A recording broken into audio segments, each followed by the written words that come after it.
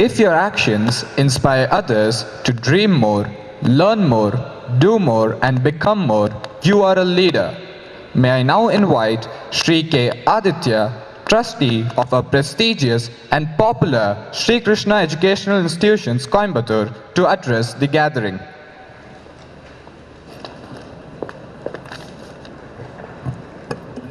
Well, thank you. And firstly, good afternoon to our CEO, our principals and members of the faculty and all our beloved students.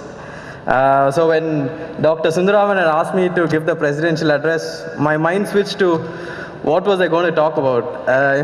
In terms of experience and in terms of my journey in the professional career, I am probably I'm just starting when compared to all of our faculty or our CEO here.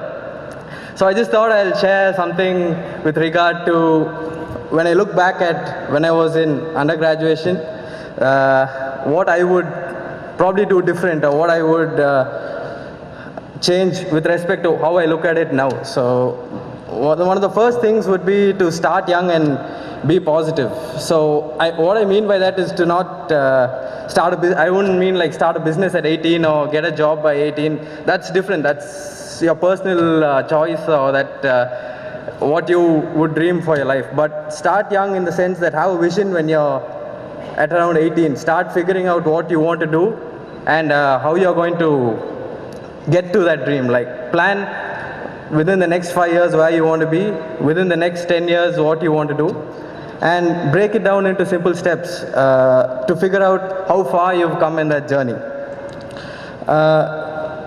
To figure out this vision and write it down, it would take you some time.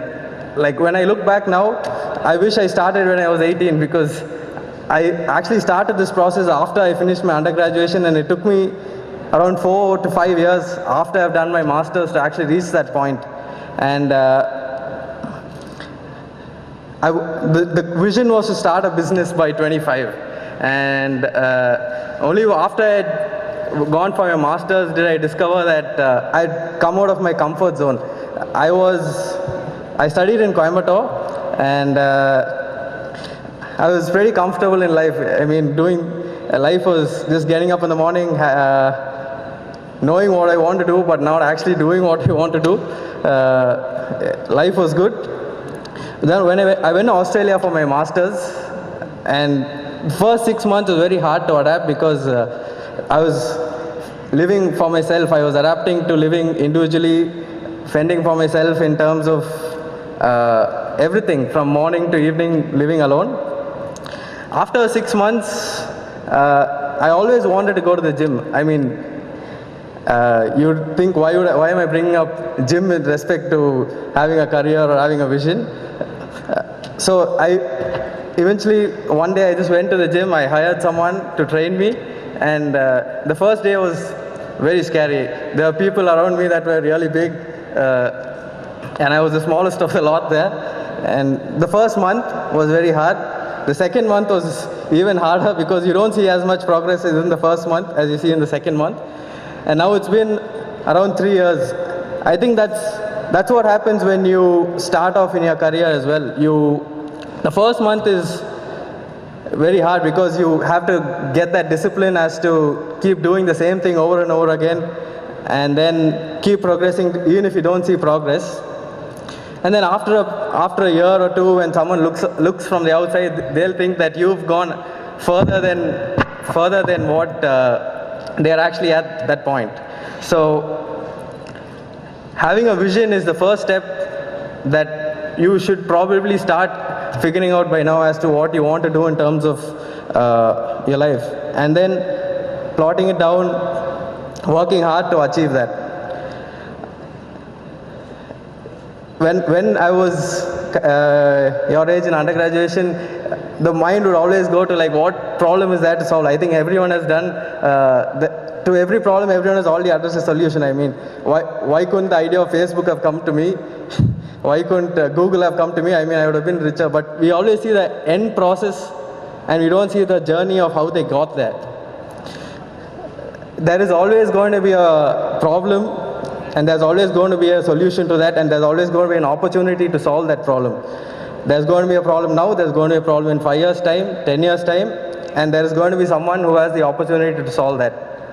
So always be positive in looking at what problem you want to solve.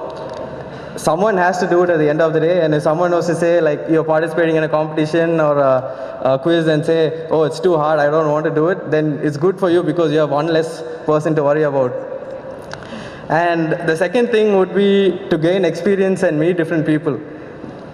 Right now, your outlook on life would be just probably in the city or the campus, what you're looking at. You need to get out there and then meet people of different cultures. They'll have different perspectives on what you actually think, and they'll provide you with different perspectives to solve that problem.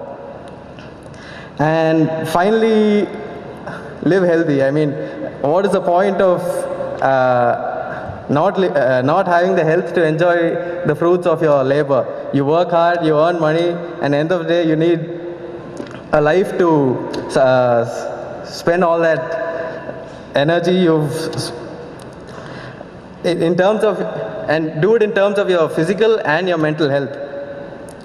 Your mental health is as important as your physical health, and no one can work for you in terms of physical health. You have to get up and do that. So, and I just want to conclude by saying, like, if you want something you don't have, you have to do something you've never done. So, all the best to every one of you, and have a wonderful day. Thank you.